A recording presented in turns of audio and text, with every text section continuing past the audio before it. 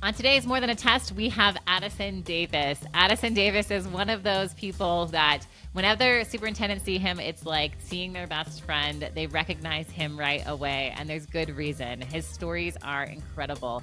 He came in as an outsider to Hillsborough School District, shook the place up, turned it into one of the greatest districts in the U.S., and then left to go help other superintendents. He's got incredible advice. He's got passionate stories. He'll definitely make you feel better about all the bumps in your own road while also making you feel like you can do more for the rest of this world. So we're so lucky. Don't miss it. It's Addison Davis on More Than a Test. Hey, Addison, thanks for being here. No, thanks for having me. Excited to engage in a conversation and have some fun with it. I feel so lucky because we were talking before. You were saying you've been traveling everywhere, and I'm getting you from home. Tell me a little bit. I love what you said. You said you were in Portland working with some superintendents, and you got to share some of your own experiences. Who are you meeting with in Portland? Yeah, so the last 3 weeks been on the road everywhere, and one of the greatest stops that I had a chance to go with Michael Hinonosa to the Council of Great City Schools and train the aspiring superintendent cohort, which is the Michael Cassary cohort. And what the council does annually, they select between 10 and 15 leaders across the nation through a rigorous application process. And then they bring individuals in to really help them understand, the superintendency and what they aspire to do. So it was really cool to be able to actively engage with each of them, talk about some of the great successes I had, talk about areas of opportunity that I had, but at the same token, really just help them navigate through the superintendent's role, which is continuously changing and evolving every single day as we continue to face new social and political complexities, but at the same time, really trying to drive the greatest and most ambitious strategies for children every single day. So really thankful to be a part of that. And Michael's done a really good job on both ends, Hinonosa and Casserly and Ray Hart and Alka. So, thankful to be a part of that. So you said that the job has changed a lot. How long has it been since you were a superintendent?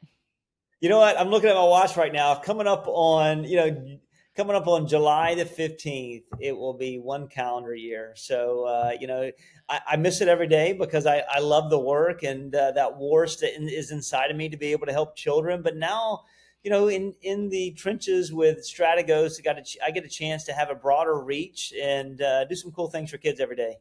Okay, so tell me a little bit about Stratagos. So you left the superintendency to work for Stratagos, and every time I turn around, you're doing something different. I mean, the first time I met you, there was this huge poster of your face because you were hosting your podcast. You go to these Yeah. superintendents. Tell me a little bit about what Stratagos does and what your role is. Yeah, so many offerings that I had opportunity to transition to out of the superintendency, and one of the biggest reasons of leaving Hillsborough, which I really loved, was just to come home, right?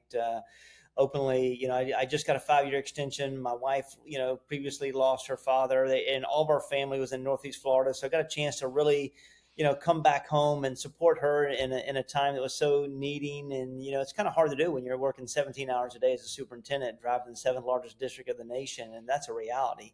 But I got a chance to work with Stratagos and come on board and work with a former commissioner of education, Jim Horn, and also a number of partners. And in Stratagos, we have 5 verticals. We have a vertical that really addresses the governmental affairs through lobbying and through looking at policy, looking at funding and educational opportunities. We have a vertical that does state superintendent engagement, which is the commissioners of education or state superintendent engagement through former commissioners of education for business development. We also have a market intelligence strategy vertical that really helps corporations that want to go in healthcare or education understand who they are, what their strengths are, where they should go to work, what state's the best, what's the funding source. And then we have a communication side, and then they have a side called business transactional, which is business development, which I partner with Todd Lamb, who's done this for 20 years. He's a former White House appointee, and also Jim Horn, who's a former commissioner of education. And what we really do is help businesses, we're strategists to businesses, help them find the right place, the right solutions, look at analytics, strategic plans, find the right leaders and superintendents that may need their solution, and just really make that connection and help them really to, become a stronger solution to be able to help children. So, with that comes a lot of podcasting, a lot of training, engaging superintendents, and a lot of traveling. So, but I love it every single day.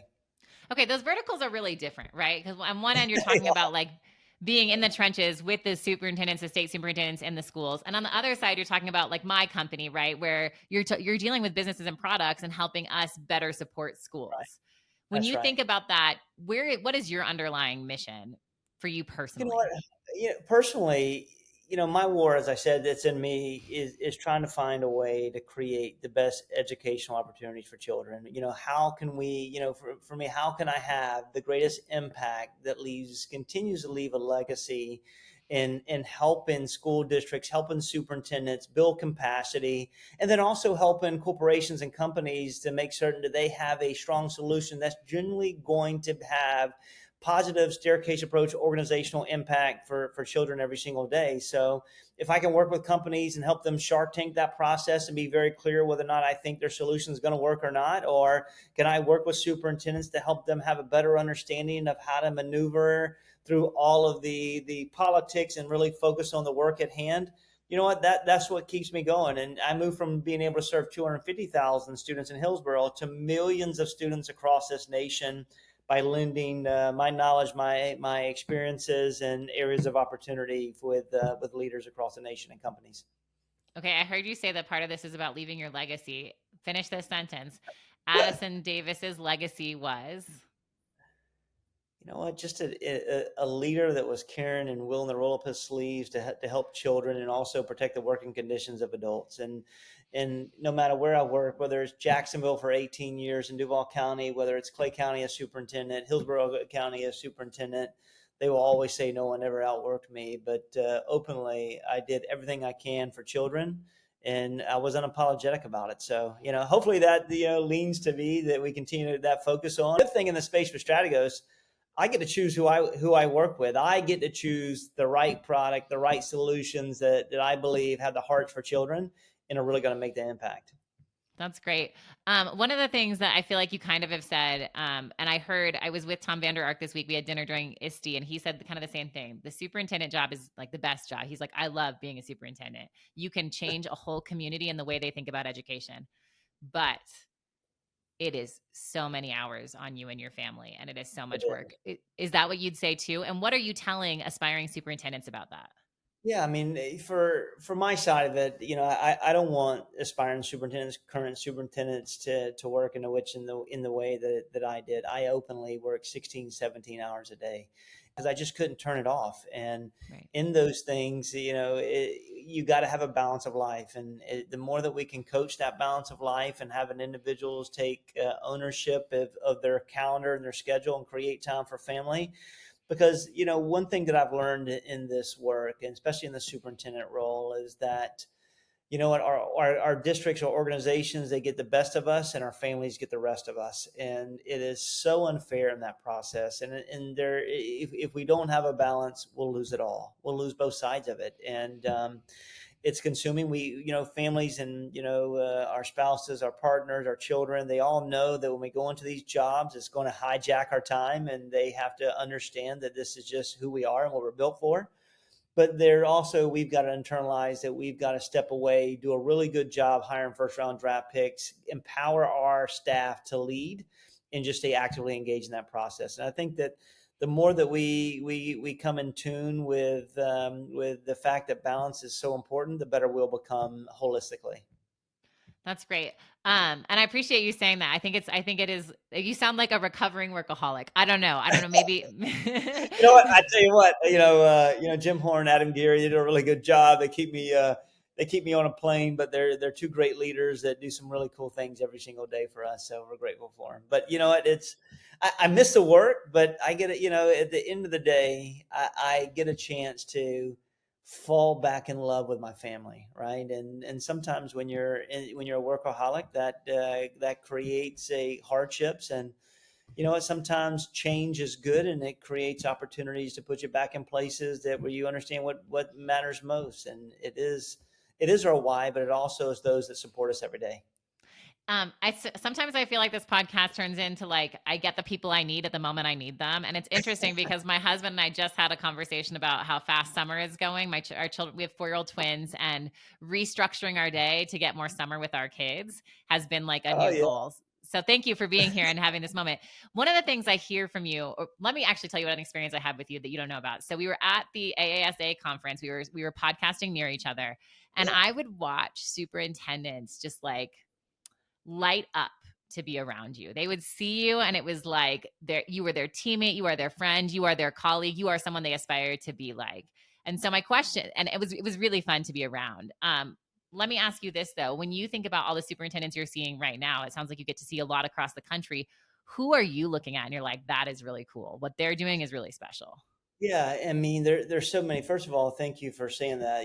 I don't know if I'm the cool guy that they think I am or whatever it may be, but I'm grateful. But I continue to look at. First of all, I always have to say my two mentors with Nikolai Vitti and Alberto Carvalho. When you when we talk about embracing AI, Carvalho has done absolutely everything he can to be able to bring it into his solutions and build clear policies, guidelines, implementation, because it will be the greatest idea thinker starter that we have to be able to change our work and to automate and to be able to really be more sophisticated every day. And then when you look at Nikolai Vitti, there's nobody's more surgical than what he's done every single day, going into Detroit when no one would want to take Detroit, when they're at 4% proficiency in literacy, 6% proficiency as math. Who wanted to sign up to go home and lead that work? And you know what? He's done great things, I think, for 7 years. But when you look around the nation, look at what, Don Haddad is doing in St. Vrain Valley. I mean, like he's changing the landscape of how he accelerates learning every single day. It's really cool. When you look at, Kyla, Johnson Trammell in Oakland, what she's done to bring, millions and millions of dollars into community school approach and mentality to be an inclusive, advocates. And you go, look at the East Coast and you have Crystal Hill and Charlotte Mecklenburg that's driving that work every single day. And then you look at all the Atlanta with Calvin Watts and Mike Looney and Fulton. I mean, the list continues to see how we see remarkable leaders. And when you look at newcomers, I mean, look at Erin Kane and what she's doing in Douglas County, out west. And then at the same time, Terry Connor in Sarasota, Mark Shanoff is the world that he's setting on fire with Osceola. That list continues and go forever. And so proud of all of them. And, Howard Nepburn, the new superintendent in Broward County, who's hitting the ground running. So you get a chance to sit on the sidelines and watch and just be there when they need somebody to talk to and to run something by. And it's been so peaceful to be able to do that. And, if I can give them strategies for success, but also areas that I had the greatest roadblocks for and maybe help them go around that roadblock or not go down that journey, down that road. And I think we create wins every single day for children and for communities. I love the list that you just gave. A lot of the people have been on the show, and I don't know if everyone knows that you've got like some real urban, like LAUSD, Detroit, but like St. Vrain is just down the road for me. It's like farm area here in Colorado. And what I love about Don Haddad is that he has no problem just going up against anybody about what he believes. He's awesome. He's a great leader. Yeah, and it's just so humble too. When I had him on the show, he was like, "I think I know your dad." And me and my dad were principals at the same time. It was just so lovely. So I really appreciate the way that you care about so many different districts and you're participating. You talked about skipping some of the roadblocks or barriers that you went through. What's a roadblock that you really try to put a light on when you talk with superintendents? You're like, "Hey, I did this. Don't." Yeah, I think one of the biggest things that I would say that I hope superintendents have a better understanding of is that while we think we know our boards, we really got to get to know every one of our board members. And me transition into Hillsborough County. I come from Jacksonville to Clay to Hillsborough. I was hired to be the instructional leader, the transformational leader, to be able to, in the greatest disruptor they've ever seen to date. And we did some cool things, but I focus so much on schools, instructional leadership, putting systems and processes in place and doing it at an accelerated speed.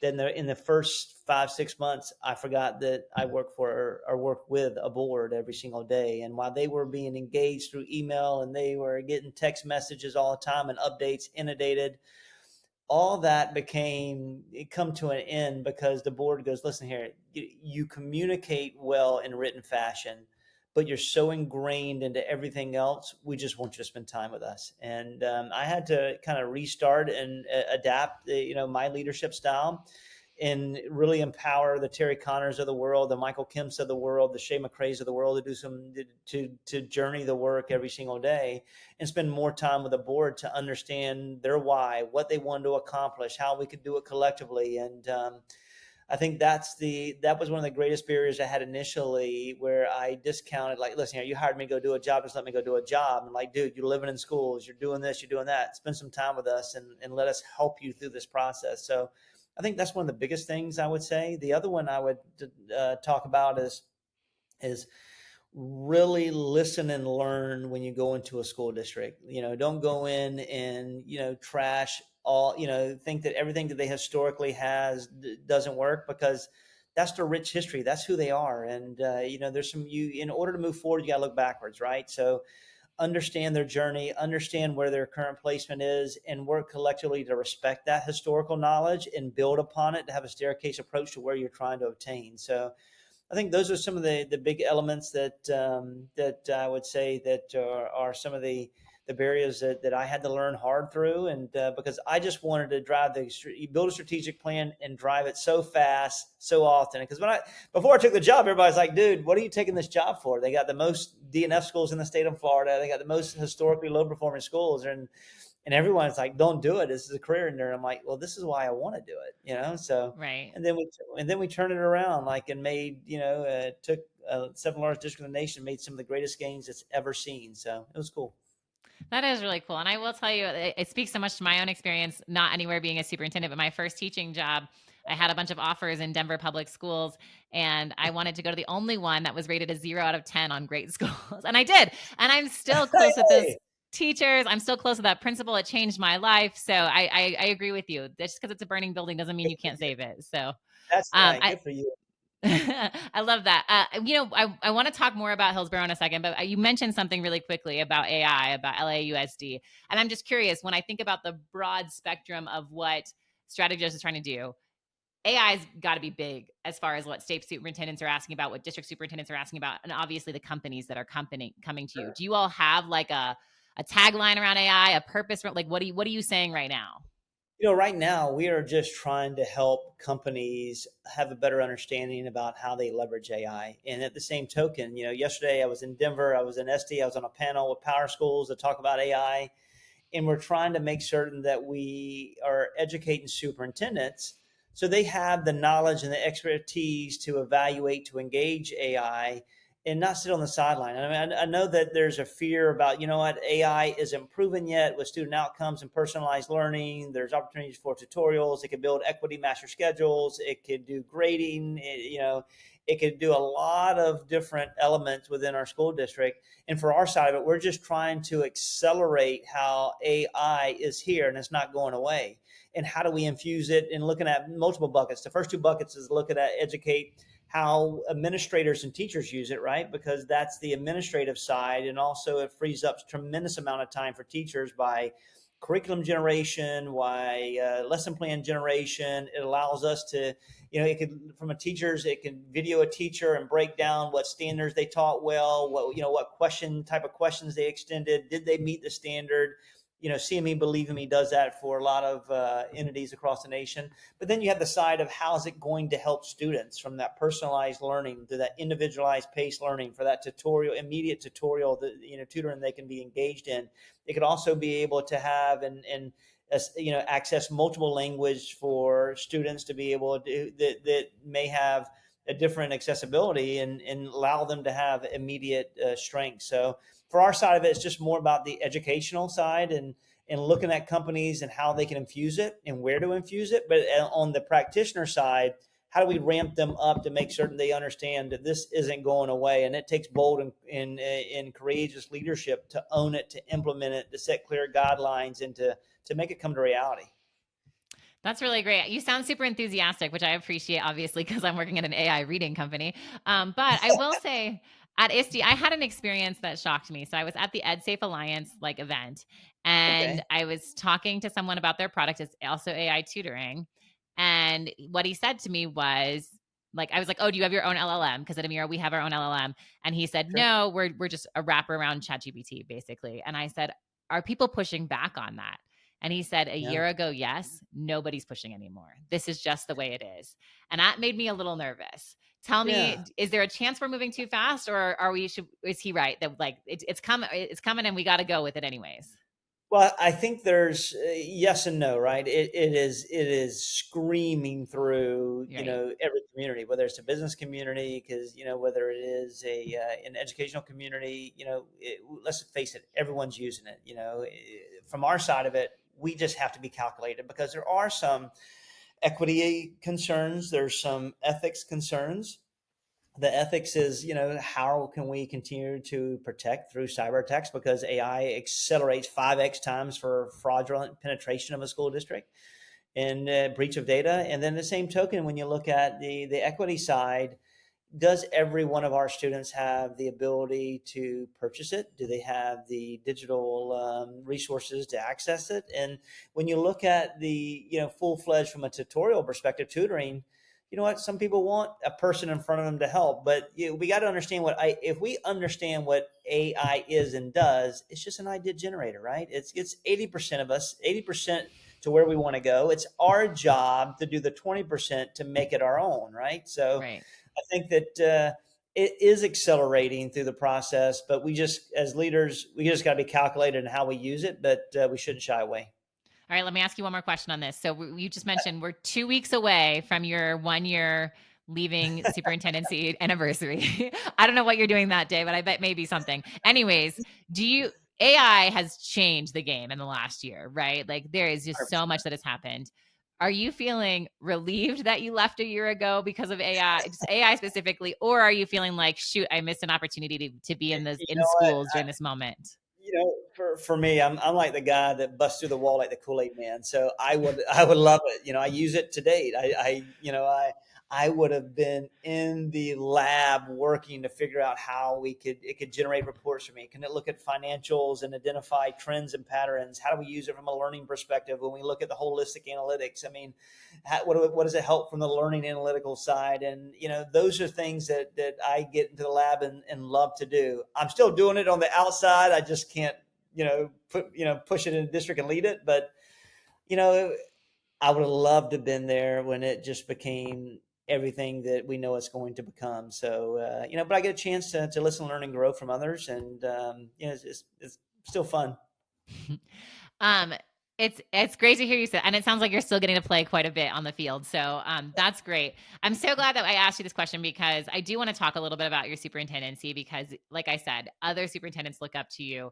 When I met you, you mentioned Alberto Carvalho as somebody who you look up to. When I met him, the way he talked about you was so genuine and so he was just like, you know what made him different? He's like, what made Addison different was when Addison needed help in Hillsborough, he drove down to Miami and got help from me. And he's like, most people don't have the courage or humility to do that. Yeah, Tell me a little that's bit about true. that experience. What did you need help with? And because he didn't tell me, he just said that you came for help. You know what? When and sometimes leaders, we get our pride and we get our egos in the way, and sometimes that we don't have the I guess the will to be able to call somebody and say, you know what, we're vulnerable. We need help in this process. And I was faced with in my first 2 months finding of taking the job. I started Hillsborough. The week later, COVID started, and then 2 months later, I found myself doing an audit and with the Council of Great City Schools, and we're $150 million in debt. Right, so we're about to be taken over by the state of Florida, and I had to cut 1,500 positions. And I called Alberto and I said, listen, you're the only superintendent in the nation that I know went through something that's similar to this. And the 150 million may be the greatest of, that we've seen in Florida, but Alberto went through the similar, issue in '08 during the recession, and he had to cut so many positions and he had to cut $100 million. And so I leaned on Alberto to go to him, and he flew to me. He actually came up and met with my board, met with my team, and Wow. openly said, you know what? If you don't allow Addison to make these changes now, you'll be on the front of the Wall Street Journal. and every investor that's invested into you, you'll lose credibility. And Hillsborough was at the top of the line, 10 years ago, the best of the best in the work. And I'm so thankful for him to be able to help me to always be, a phone call away. And to this day, no matter if I text him, call him, he's always there. And I'm grateful. And I owe that relationship connected to Nikolai Viti, who worked for the number 2 for Alberto and then came to Jacksonville. And I ended up being his number, 2 or 3, whatever it was. I was his chief of schools. And, that relationship started. So for that, I'm so thankful because, Alberto says not many people will pick up the phone and call him for help. And for those leaders that don't know Alberto, don't know Nikolai, they are the greatest leaders that I know that are always willing to help others. So don't be afraid of who they are. So they may be celebrities in this work, and they are, and that's okay. But the more you can listen, learn, and grow and pick their brain, the better you'll become in your work. And he helped me. We saw the challenge. We left with I started with a -3 reserve balance, and I ended up with a 17% reserve balance when I left. And but we had to make it had growing pains. We had to make some very hard decisions and cut people, and that was the worst thing that you could ever do, especially being an outsider, first outsider in 50 years in Hillsborough. It was tough for everybody. Wow. I didn't realize that up until then they'd always hired from within, and then you were the first one in 50 years but they came in, and the first thing you have to do is cut people. Oh my goodness, I Cut cannot even people, like, imagine. I mean, it was really hard. I went from a superintendent to watch in the nation to to someone that my board flipped in 5 months. They were like, hey, you know what, cutting people is hard, and it put a lot of pressure on the board. While they supported me, it put a lot of pressure, and in that we had some barriers that we had to overcome. And listen, I'm not afraid to say that I was in the fetal position in my first 5 months of making those hard decisions, and I had to grow out of it. And I thank the board for sticking with me, allowing me to make these hard decisions, because an insider would not have been able to cut these positions. And while my time was there in close to 4 years, we closed schools, we reboundaried 105 out of the 250 schools, and we had to make some hard cuts. But all that while parallel to a pandemic and parallel to taking Wow. the school district to 35th in the state, the number 19th in the state, the highest ever, and leading the 2022 NAEP, and out of the 4 categories assessed, leading the nation in 2, first time ever. Wow. Well, first of all, congratulations. But I'm actually going to ask about something else, because I was surprised to hear you say, not that you asked for help, people ask for help, but you let Alberto come talk to your board. That is a level of humility for a superintendent to be able to say, I'm not the messenger on this. I'm going to bring in another superintendent. And then Yeah. also to say that you were in the fetal position for 5 months after being called the superintendent to watch. How do you find that humility? Where does that come from inside of you? And how do you know it's time to express it in a way of bringing someone else in? I think that's a lot. That's really hard. Even really great It, people it, and it, superintendents struggle.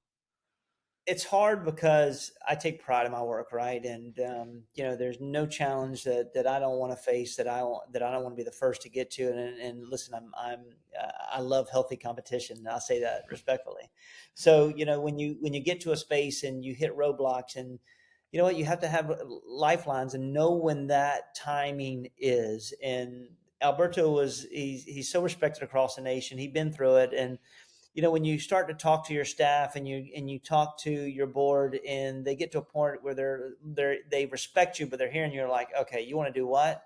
It's time to call in someone that's done the work. And I just needed him to come in and sponsor and be a validator of what I was trying to accomplish. And not even of me, but tell the story of what he went through in 08 and 09. And I think that really opened the eyes to them, saying, you know what, Addison has done his homework. He knows what he's doing. This is what needs to be done.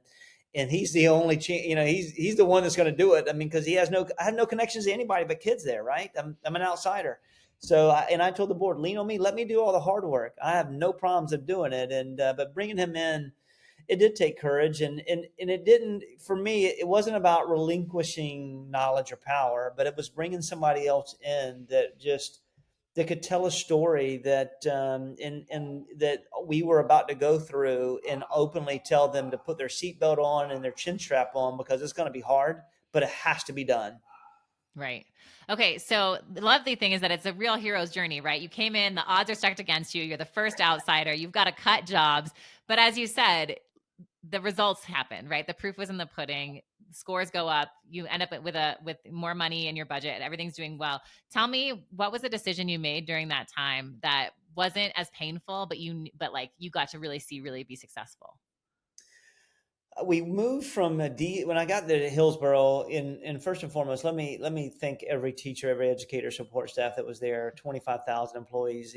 Without them, we couldn't accomplish anything. And for me, I came in and I flipped over the table. I threw it outside. I attached it to my vehicle and I drug it around the district, and I poked the bear every single day. And one of the things that when I came in is that we were decentralized. And that means that we had 8 areas, 8 area regional superintendents. They had different curriculums, different content, different budget, and you never could, identify your return on investment. So we centralized everything immediately within the first 4 or 5 months.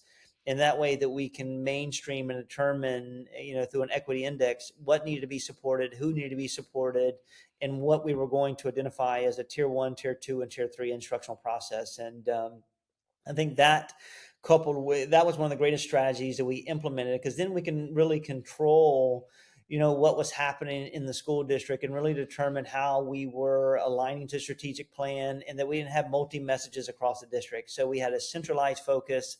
We had the 4 pillars of excellence. We focused on every single day, and that we brought clarity, simplicity, and execution to the work. And I think the greatest thing that I would say that we accomplished, and I did to make certain that we saw all of this, movement, is that I was personally involved in every principal hire in that district. I Wow. interviewed, from interviews through conversation, through walking with aspiring principals, to moving them, to working with regional superintendents, chief of schools, and transformation leads. I was actively engaged and looked at their historical movements, their community engagement, their talent management opportunity, their retention rates, all that. And I think that those two things are the greatest gatekeepers to moving school districts. And you know, I say this respectfully, you can't fire your way to success, but you can openly do everything you can to have upgrades and select and build the capacity of individuals that are aspiring to be principals. And I think the principals is the greatest job in a school district. And while we have so many people that want to get to the district level and climb up, superintendents, we've got to do a better job of properly funding principal roles and keeping individuals in those roles for stability, because they're the greatest difference makers in our communities. They engage with parents, they engage with students, faith-based partners, business partners, local rotaries, local delegations. I mean, they have some of the greatest impact in a district that we desperately need. What I love about talking to you is that you always find ways to talk about other people, right? Like, so the first question I asked you, you're like, well, let me tell you about how I needed to get to know my board. And then I ask you about humility and you talk about Alberto. And then I ask you about how you made changes and you talk about your principles, right? So it's all about other people. And which makes me believe that you probably still have a lot of deep connections in Hillsborough and a lot of people you really love and miss. How did you know it was time to tell them goodbye, and how hard was that?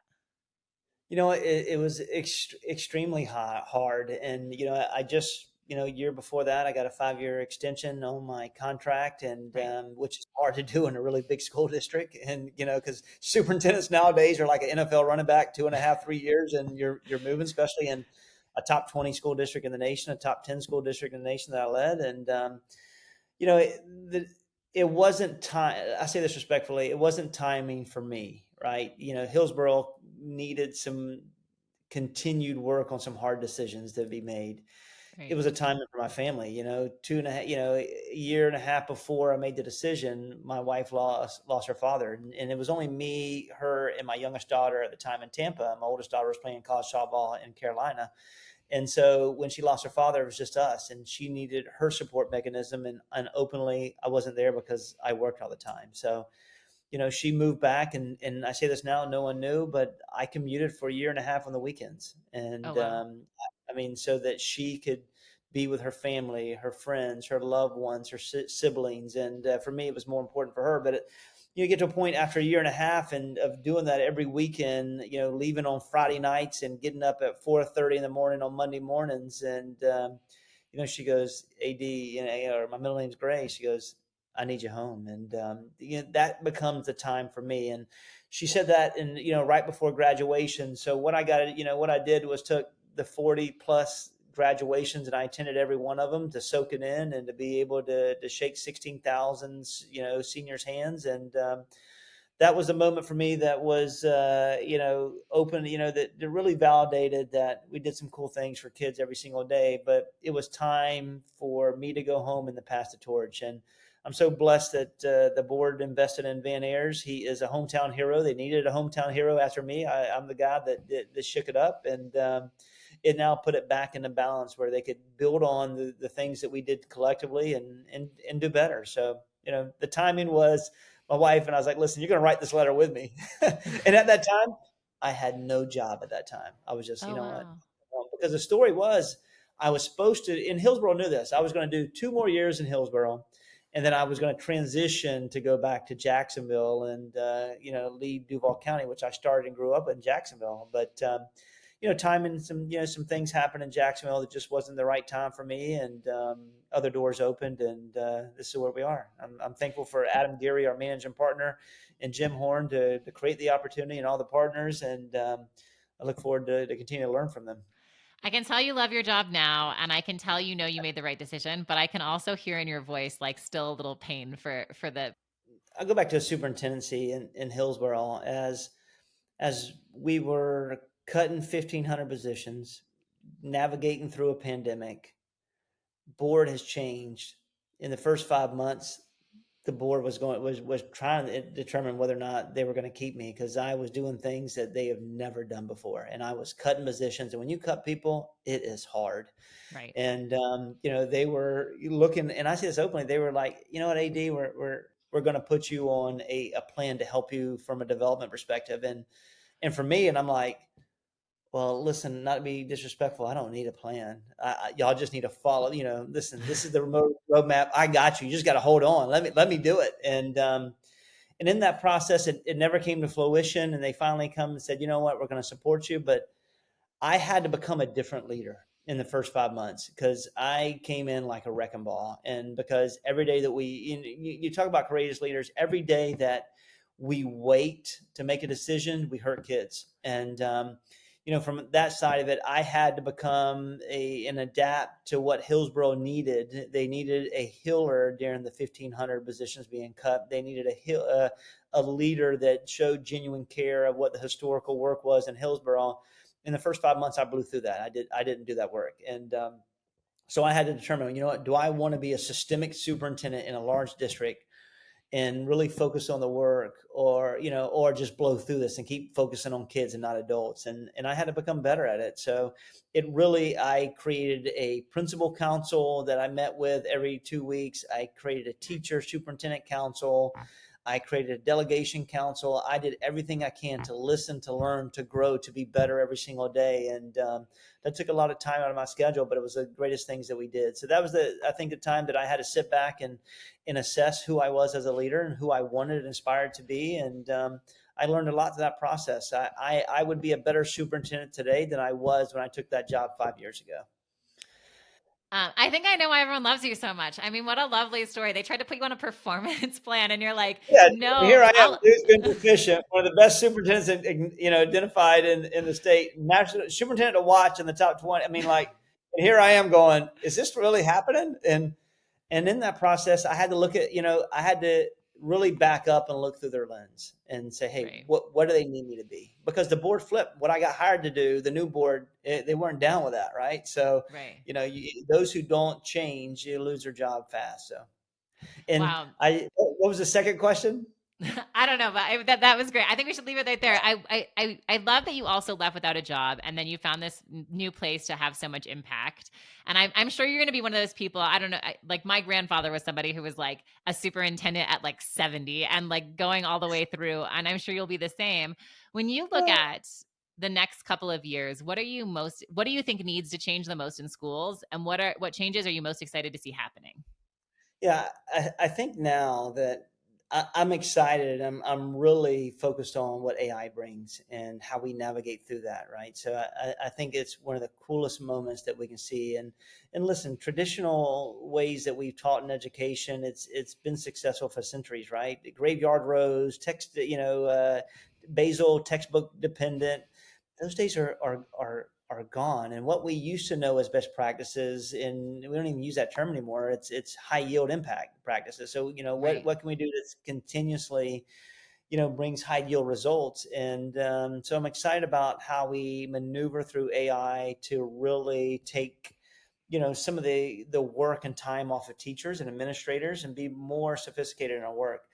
The second thing I would say is that I'm excited to be a part of is really help businesses, whether they're a startup business or one that's a $800 million business, really continue to get better in with their solutions. And lack of a better word, the Shark Tank approach really allows us to kind of dive in through that process. And Stratagos does a really good job of leveraging every partner to be able to create the think tanks. And I get a chance to look at what new waves are coming out to from a business development side, and how that's going to impact millions of kids across the nation. So I'm excited for those opportunities. And I'm blessed just for Stratagos taking a chance on me, because they didn't have to. And I look forward to learning and growing every day with them. It's interesting you say that last part about businesses, because I was at ASU GSV this year with Mark, our CEO, and a lot of new founders came to find Mark. They wanted to talk to Mark, and they said the same thing over and over again. I have this great solution, but I don't really know about schools. And Mark was like, then you don't have a great solution for schools, right? So I can imagine that, just like your information must be so valuable for people who want to help and have all the best intentions. But school districts, school systems are really different. They are different. And listen, Mark is one of the first on the scene with AI and in the quick personalized learning and the fast adaptability. And I commend Mark and his team for being bold enough to jump out there when no one knows how to use it or what it is. And they continue to do cool things for kids every single day, and which is refreshing to watch. And but Mark's given the right advice for those who haven't done their homework, because school districts, they're not easy. It's not like that they got they're flush with money and they can spend on whatever they want to do. They are really strapped financially, and they've got to be very surgical and intentional about what they spend their money on and how they do it. And but I always say this: you want to find out what the priorities are of a school district, follow their budget. So there is money out there to obtain, but you got to have the right solution. You got to listen and learn the superintendents. You got to build relationships, and you got to tell your story about how you've been impactful in this space and what you plan to do to help them be able to accelerate learning. And the one thing I say as we get through these businesses, stop being so salesy. You know what? Build relationships and create a sense of care. And I think that helps and goes a long way.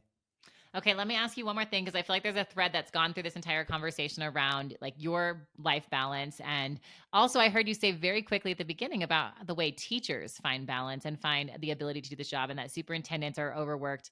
And I heard you say that AI might be a solution for that. Do you really believe that? I'm worried that we're going to say you have all these AI tools, now you can put 40 kids in a room, but you think instead Yeah, it's going to, tell me more.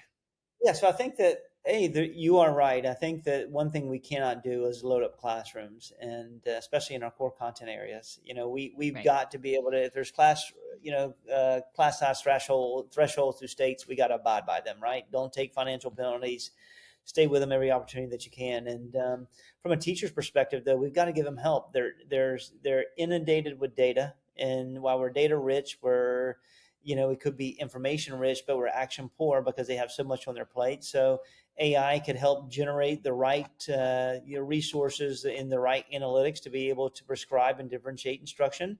It also, AI from a teacher's perspective, could assist with grading. It could assist with reviewing essays. It also can be a thought partner for teachers to be able to build sophisticated lesson plans. It could also create individual pathways for students. It could create curriculum excerpts. So there's a lot of cool things that AI is in the forefront that could really do. But we've got to be able to put parameters in with AI, and really listen to teachers for what they need, and then go develop that and find that solution, or develop that opportunity to just take some of the work off their plate and allows them to lead and be successful. And I think that as AIs, I think the greatest thing it'll be able to do, maybe data entry, it could, like I said earlier, create equity and master schedules.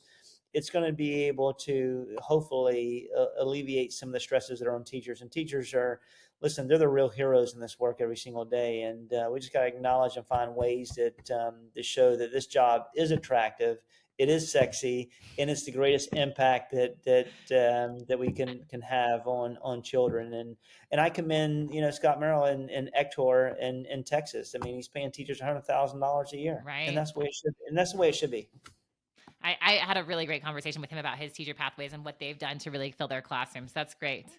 Really great, really, and innovative for sure. All right, we're running out of time. I can hear all of your little dinging from your calendar. You have a million other places to be, but we've got 5 questions we ask every guest. And the first one is, the podcast is called More Than a Test, and everyone thinks it means something different. When you heard more than a test, what did it mean to you?